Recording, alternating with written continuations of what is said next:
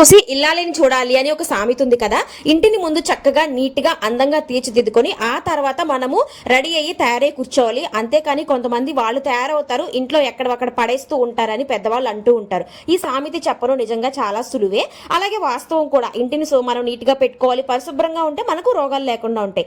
కానీ ఇదేమి మ్యూజియం కాదు కదా, ఎక్కడ వస్తువు అక్కడే పెట్టింది పెట్టినట్టు ఉండడానికి. అలాగే మ్యూజియంలో అలంకరించినట్టు ఇంట్లో మనం వాళ్ళ ఇంట్లో అన్నీ ఉన్నాయి, మన ఇంట్లో లేవే అని చెప్పి మనం అందంగా అలంకరించుకోవాలని లేనిపోని స్ట్రెస్కి పోయి ఇంట్లో నేను ఇంత నీట్గా సదితే మళ్ళీ ఇవన్నీ ఎందుకు తీసేశారు మీరు అని చెప్పి ఇంట్లో హస్బెండ్ అరవడం, పిల్లల్ని అరవడం, వాళ్ళు పాపం మనశ్శాంతి కోల్పోవడం, మనము ఉన్న స్ట్రెస్లో ఇంకా చిరాగ్గా అయిపోవడం, ఇలాంటివి జరుగుతూ ఉంటాయి కదండి. చెప్పాను కదా, ఇదేం మ్యూజియం కాదు. మీ ఇంట్లోనే కాదు, మా ఇంట్లోనూ ఇప్పిన బట్టలు ఉంటాయి, మా ఇంట్లోనూ వంట చేసినప్పుడు గిన్నెలు ఉంటాయండి. ఓపిక లేనప్పుడు ఉండకుండా ఎలా ఉంటాయి?